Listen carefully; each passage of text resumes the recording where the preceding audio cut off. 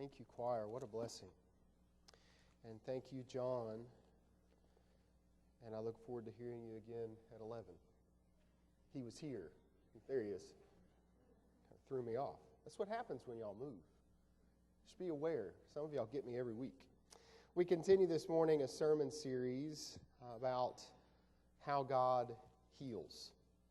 In just a moment, we're going to look at a scripture passage that is Psalm 13. You may want to go ahead and turn there with me. We'll read there in just a moment. We've been in this series for a while, and today we're going to explore how God heals times of spiritual crisis. Some of what John was alluding to today, in fact. We're going to talk about these sorts of situations in our lives, and they come in many forms. John talked with us this morning about the onset of depression in his life and how he continues to grapple with it today. Sometimes spiritual crises come in that sort of experience, where God seems distant in the everyday, routine, even mundane aspects of our lives. By the way, just about every great, renowned spiritual author going back hundreds of years in the Christian faith has described this sort of phenomenon in their experience. Let that sink in for just a moment. The very same people to whom we turn as spiritual masters to explain to us those disciplines, those practices that open ourselves to the presence of Christ, also testify to these episodes when it is as if God has drawn distant, not present. It's widely attested. Sometimes spiritual crises come in other forms. Sometimes it's when God seems absent in difficult times, or when the presence of pain or suffering or evil in the world seems to be generally unabated. And this is where our agnostic friends would say to us, you make these claims, and I want to believe that there is a God who is redeeming and has redeemed and is drawing creation close. But when I read the news and I see the presence and I hear the testimony of those who are experiencing turmoil in their lives, I wonder upon what you, Christian sister, brother, can base your claim. Sometimes spiritual crises comes in these ways. Sometimes spiritual crisis comes when the presence of pain or suffering or evil specifically overwhelms my context or our shared context. And just this week we remembered one of those occasions together. Yes, on one level. In the days following 9/11, there was unity, and there were people coming to the church house for extended seasons of prayer, and there were those moments that we can reflect upon with joy. But just a little bit beneath the surface, there are also memories of a sorrowful season when people asked, how could this happen? And what are the implications for our world? And how am I going to get adjusted to this new world moving forward, where the easiest adjustment was the realization that we'll no longer be able to accompany our loved ones to the gate in the airplane terminal to wave goodbye to the airplane. Spiritual crises come in many forms, and so this morning I'd like for us to study 7 ways that God heals spiritual crisis. And to start, let's look together at Psalm 13 to hear these very same questions being raised by the psalmist, by the writer of the psalm, millennia ago.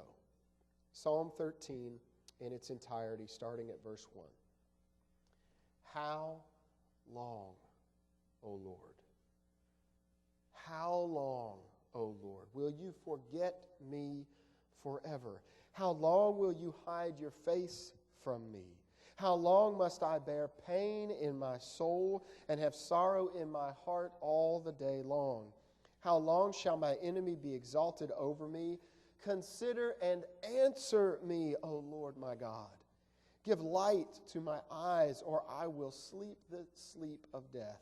And my enemy will say, I have prevailed. My foes will rejoice because I am shaken. But I trusted in your steadfast love. My heart shall rejoice in your salvation. I will sing unto the Lord, because he has dealt bountifully with me. The first way that God heals spiritual crisis is through time, specifically through the passing of time. There's a gap right in the middle of Psalm 13 between verses 4 and 5, where the psalmist is reflecting on his life up to this point. And then because of what he learns and understands of his life up to that point, he's able to turn and face what lies ahead. In verse 1, he's describing the type of feelings of spiritual crisis that we've described already this morning. How long, O Lord, will you forget and forsake me? There is pain in my soul, there is sorrow in my heart. I am beaten down by my enemy. But then he's able to pause, and he's able to reflect. Somewhere in between verses 4 and 5, and we don't know how long this may be. Perhaps it is hours or days, perhaps it is months or even years. But somewhere in that passage of time, he's able to look around and reflect and remember the faithfulness of our God, so that in verses 5 and 6 he can say, in hindsight, I can see and I do see the faithfulness of the hand of the Lord guiding me. The first way that God heals spiritual crisis is through time. Some way, somehow, there is some task to be done. There is some space in our lives that starts to bring us to a new place. A second way that God brings healing to spiritual crisis is when you and I, as believers, step more fully into the stream of faith. See, you and I are surrounded by sort of a popular prevailing view that says, just like John described, if you are someone who is struggling in your faith, then you must be doing it wrong. If you are someone who is struggling in your emotional life, then you must be doing it wrong. If you are someone who is struggling psychologically in your life, then you must be doing it wrong. Think of the conversations that you've had with folks where they've asked you, have you tried this, or have you tried that, or have you talked to this person, or have you considered that treatment? If you're struggling, the prevailing view says, then you must be doing something incorrectly, or you must be waiting too long to get started in your treatment. But that's not the witness of salvation history. That's not the witness of the biblical record. That's not the experience of the Christian church throughout history.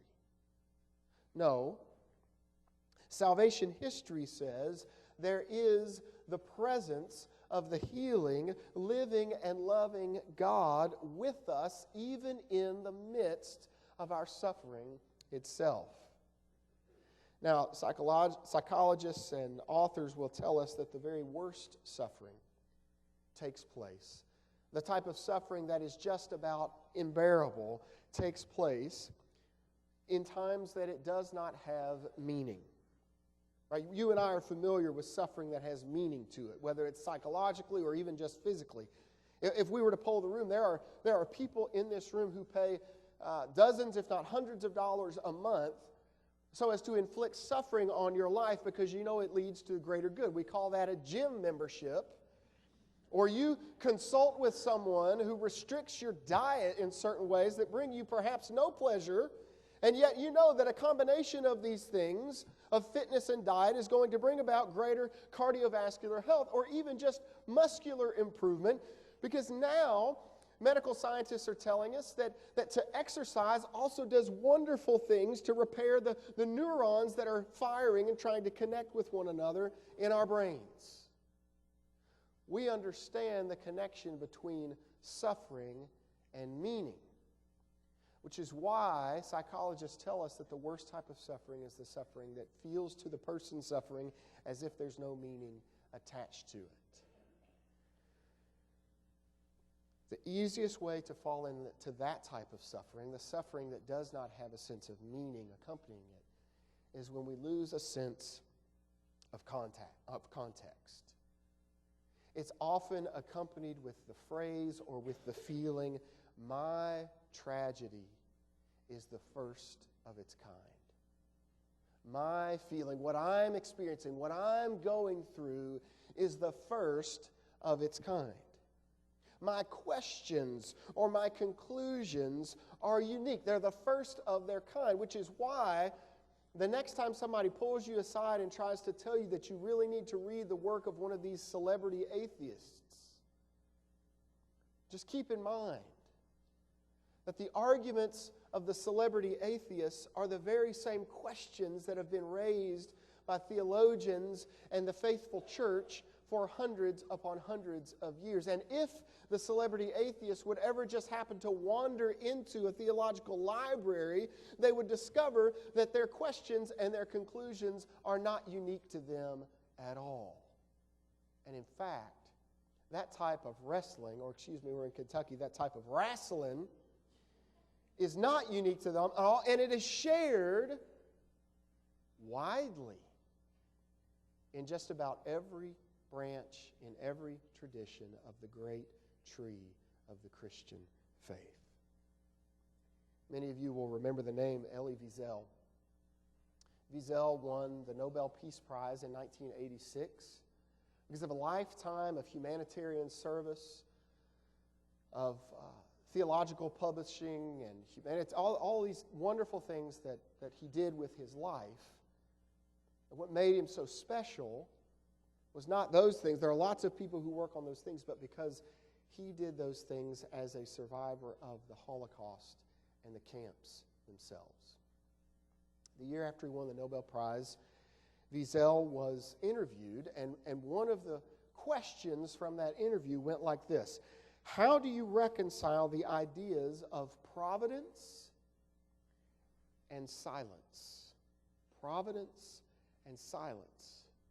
What the questioner was asking was really this: how do you reconcile the idea that there is a God who is somehow interested and also able to intervene in suffering, and yet sometimes seems to allow the presence of suffering in its many forms?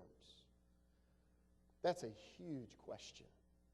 And it would swallow up our time today and for the next several weeks if we were to deal with it in its entirety. But Wiesel responded this way. He said, there are some paradoxes that I have to accept. I simply have no choice.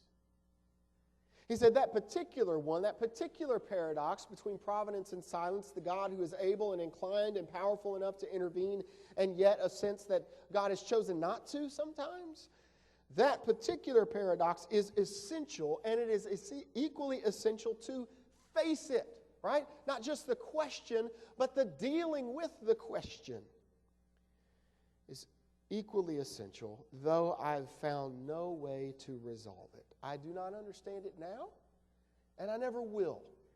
He said, I first asked this question more than 40 years ago. Do the math, coming out of the camps and living in the camps. You think he wasn't facing that question amidst his reality every day? I first asked this question more than 40 years ago, and it is as valid today as it ever was. See, Wiesel was familiar with the biblical record on suffering and God's redemptive work within and through our times of pain and sorrow. Wiesel would have been familiar with the tradition of Genesis, of Jacob wrestling, in a literal sense in that story, wrestling with an angel of the Lord so that we would have a figurative understanding that we can expect some wrestling in our faith as well. Wiesel would have been familiar with the Exodus story of Moses negotiating, expressing doubt again and again and again. But God, no, but what about my limitations? But what about someone else needs to go along with me?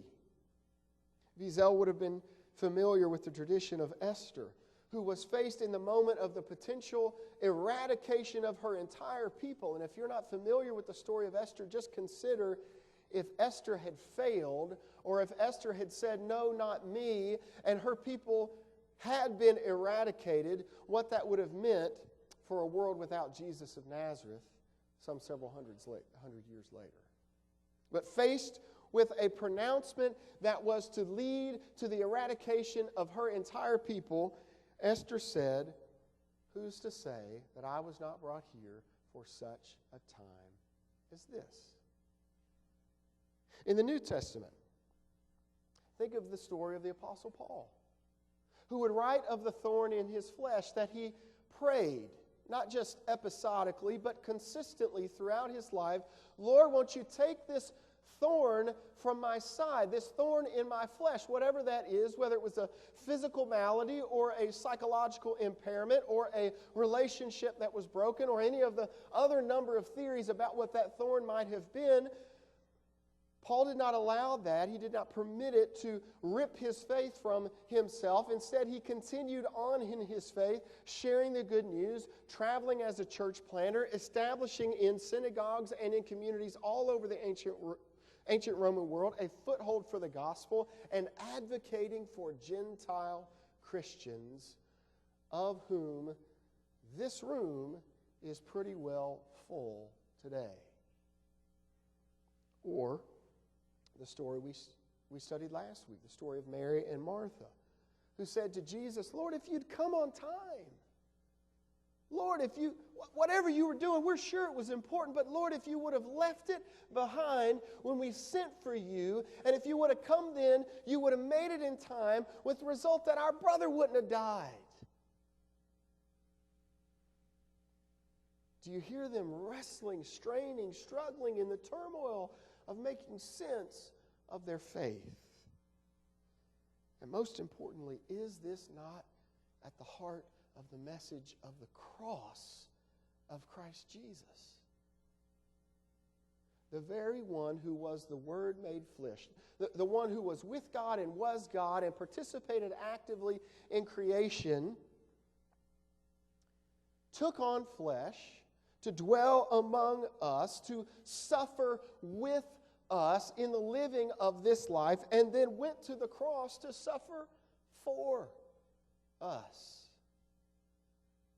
If we don't understand that suffering and the desire and the struggle to make sense of suffering is a part of our faith, then we're not understanding the central emblem, the central symbol of our faith itself, or the work, the redemptive, redeeming work of Christ that was done there for us.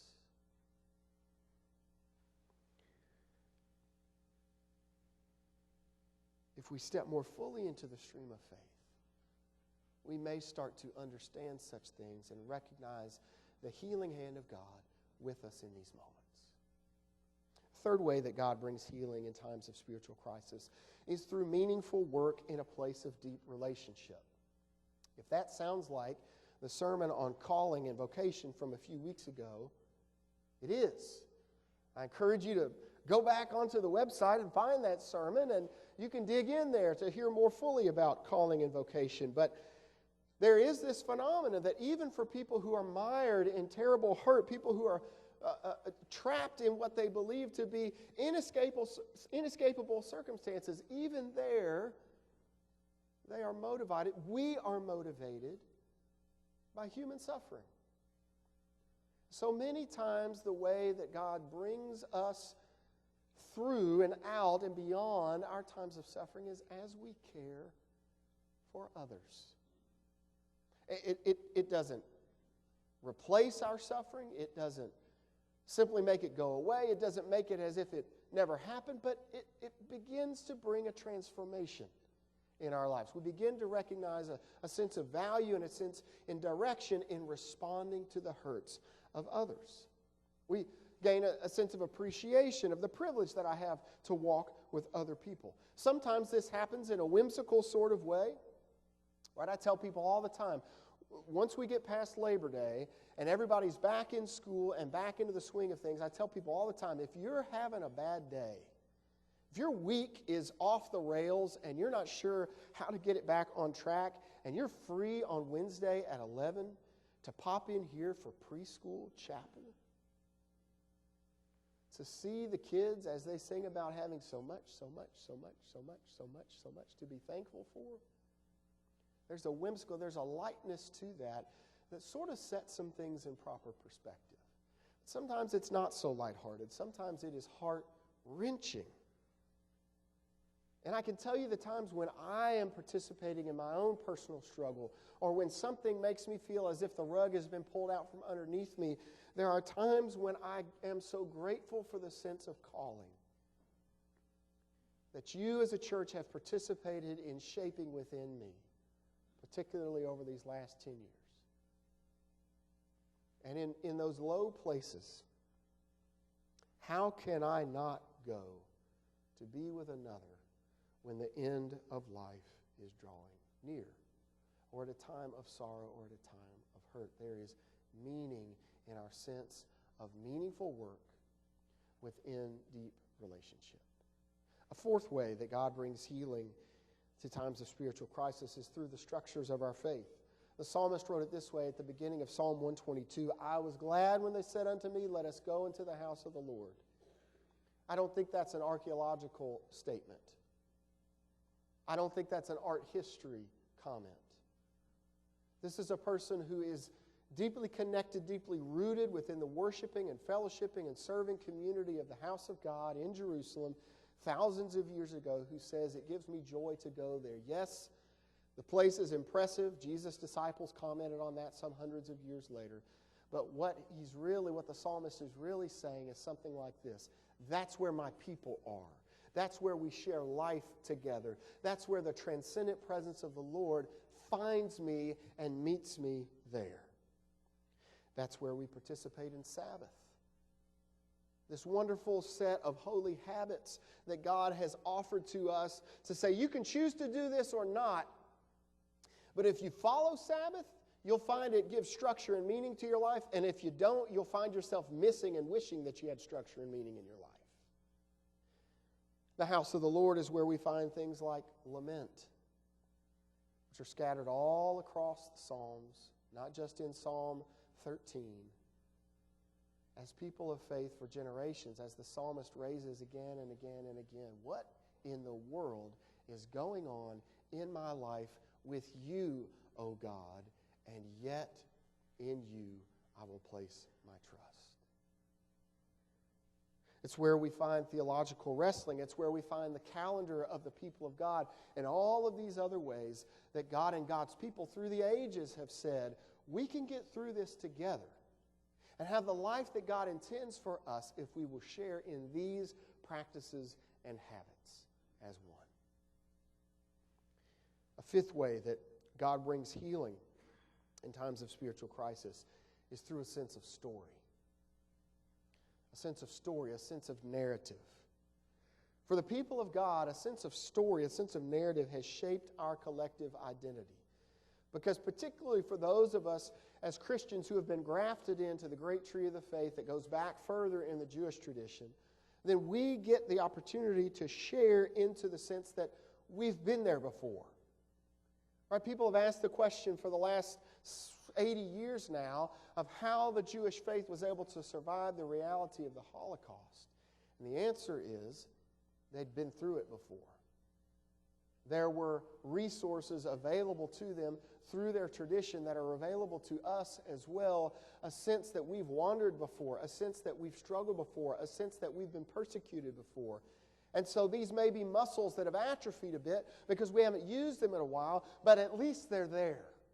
Lessons that we can learn and can draw upon for making it through this crisis because we're still rooted in the tradition that brought us through the last time.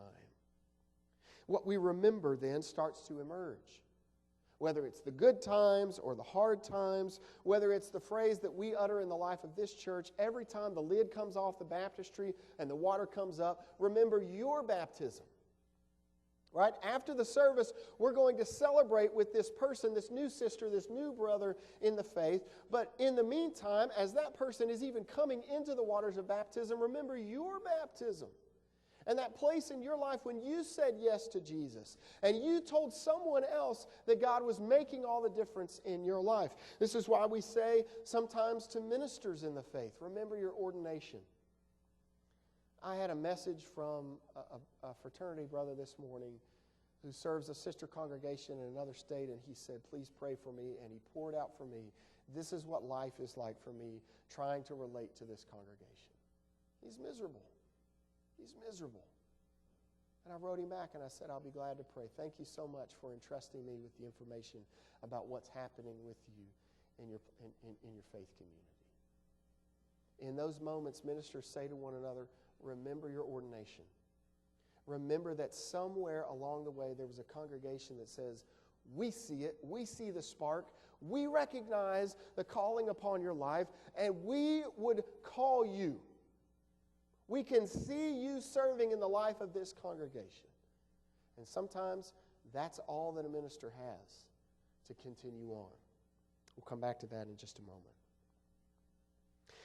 In light of what John has said this morning, in light of these remembrances today, I would just offer you this. In the life of our congregation, if we're wondering who is the most likely to struggle and struggle deeply, it's the person who has never experienced struggle before for whom we need to be the most experienced, because they have no frame of reference. They're the people, to go back earlier in the sermon, they're the people who say, I've never seen anything like this before. My struggle is unique to me and I cannot make sense of it. A sixth way that God brings healing to times of spiritual crisis is that perspective starts to emerge. We talk a lot about perspective. When the people of God sort of come to their senses like the prodigal, or when they start to remember, they start to get over their amnesia, the perspective starts to emerge in sort of a familiar pattern. The person who is struggling, the person who is sorrowful starts to say, you know what, I'm not alone. She looks around and she recognizes there are others who have walked where I walk. The second place that perspective starts to emerge is when that one realizes I'm not alone and says, it's not I, it's we. We're together, and we're not in this alone. This is not just a few isolated individuals who happen to find one another. We are the people of God, united in God, because it is God, God's self, who stands with us. We're not alone because God walks with us. The Holy One has come near. The emergence of perspective continues with a third step. It's not just I'm not alone. It's not just we are not alone. It's that God is still God. Listen, everything else may have toppled, but God is still God. And I see and I trust that God is still at work. Our collective witness starts to yield examples of God's work among us, right? I may not yet have a testimony that I can share on how God has brought me out, but when God starts to bring me together with others and bring unity to us in Christ Jesus, I start to hear and benefit from their example and what they've overcome because of the faithfulness of God. God is still God, and the fourth step as perspective starts to emerge is the realization God is still God and I'm still me. Right? There may have been fundamental changes in my reality, but I'm still me because of who God is and how God is transforming me. I'm still on the same journey. I'm still walking hand in hand with the very same one who has been with me and has been so faithful for all my days. God is still God, and I am still me. Now, at this point, there's a point of departure. And I want to make sure that we hear this. Because at this point, one group goes one direction, and for some in that group, the pain starts to subside, right? A sense of meaning and a sense of direction has started to reemerge such that the pain starts to subside, and it's going to come back on anniversaries and birthdays and random Thursdays that nobody saw coming. But the pain is going to start to subside and become part of a story, not just the defining story. That's one departure. But another one is that for other people, the pain just keeps shifting form and or just keeps returning. Right? You and I know some people who have been dealing with some clinical pain for a long, long season of life. And it's clearly going to be with them for the foreseeable future, if not always. John already mentioned this morning the suicide of Jared Wilson, pastor out in California, who was a noted mental health advocate. Ironically, also this week, there was the suicide of a man named Gregory Ellis. You probably haven't heard of Gregory Ellis, but he was the head of mental health services at the University of Pennsylvania. Two noted, widely respected mental health advocates who succumbed to suicide this week. If you know someone for whom the pain just seems to keep shifting or just always seems to linger, I hope you'll write down this phone number. I hope you'll find a way to slip that phone number into someone you love, into their phone, or put it someplace where they know where it's located, and that you'll keep checking on folks.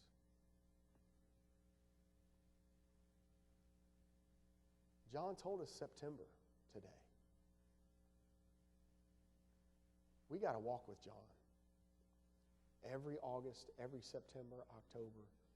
What a gift he has given us to be able to say, this is the time when I need you, church, to be the church the most. May we be faithful. But even at the point of departure and beyond, with treatment and with God's help, pain transforms. I mentioned treatment because I want us to understand that this is a part of the Christian journey as well. I've said this to you several times. I hope everyone here remembers it, that every member of this team, every member of your church staff has benefited from a clinical conversation partner, some therapist at some point in our journey, whether for conversation or for medication or for further treatment. Every member of your church staff has benefited from this sort of treatment at some point in our journey. I can tell you from experience, from the shared combined witness of the leadership of this church, that with treatment and with God's help, pain is transformed. Not eradicated, not eliminated, not completely, not for everyone, but it is transformed. And here's a couple of examples of what that looks like. Yesterday morning, Covington, Georgia gathered in the dark. Covington, where I served at First Baptist as a seminary student, where they asked my home church to ordain me, where they first put the word title first put the word pastor in my title somewhere. They gathered in the dark yesterday morning for the, umpteenth annual Fuzz Run. No disrespect to law enforcement, they chose that title for themselves. It's the fundraiser for the Covington Police Department. And do you know who led them out? It's Officer Matt Cooper, for whom you've been praying by name for over a year. This is the guy who was in our youth group, my young friend Matt, who's a much bigger, more swole version of himself today. After several tours of duty and after going through the police academy, and about 54 weeks ago, he was shot in the face. A kid in Walmart stole I used to know exactly, $1.79 bandana and ran for it. And when Officer Cooper came around the side of the Walmart, they shot him in the face. Can you imagine the turmoil for that congregation, for his family, for those of us who know and respect and love Matt? And yet, through all of that intense suffering and effort and the presence and faithfulness of the living and loving God, look what he was able to do yesterday morning in Covington. That was in the early hours. In the late afternoon and early evening, it was our town's turn. Thousands of people descended upon downtown Georgetown. And that's an old photo when the crowd was smaller. 1,500 registrants. I've run that course through downtown Georgetown many times. It can't handle 1,500. And yet we ran with 1,500 last night. They ran with 1,500 last night for the Findlay 5K. To honor the Ellison family and to remember their little one who died with SIDS, the intensity of that sorrow. And they shared last night in a sense of transcendence with several other families in our community who have lost loved ones to this and to similar diseases. No 5K can go back and change what happened. No 5K can alleviate human suffering. And yet, by the long-term effort of faithful people in responding again and again and again to a sense of sorrow, look at what has been achieved for good. There is meaning in what God brings about in response. And lastly, the seventh way that God brings about healing for those in spiritual crisis is when we take the next step. I want to just take us back to Psalm 13 once more, and again note that transition from verse 4 to verse 5. The heartache, the difficulty, the sorrow of the first 4 verses, the sense of total abandonment, and yet the turn to verses 5 and 6. That's all about next steps.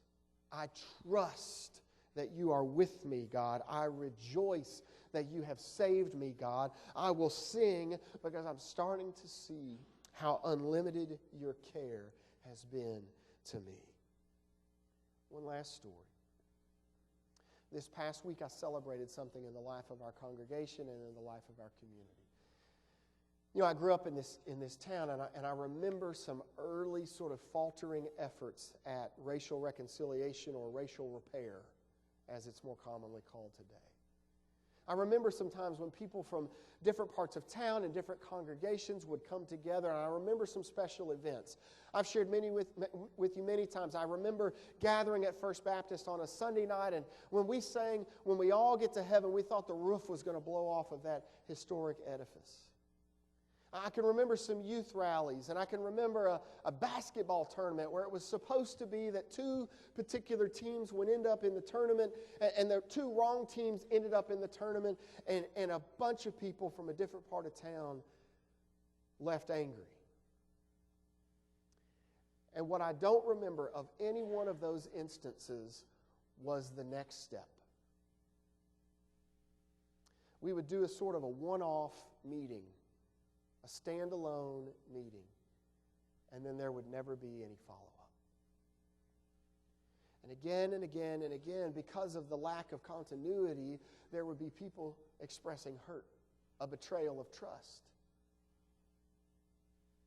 So last month, when we gathered with about 7 other congregations in the community to worship, to commemorate the 400th anniversary of the arrival of the first African slave ship in North America, when we gathered under the name of the Angela Project, which has now become a national phenomenon,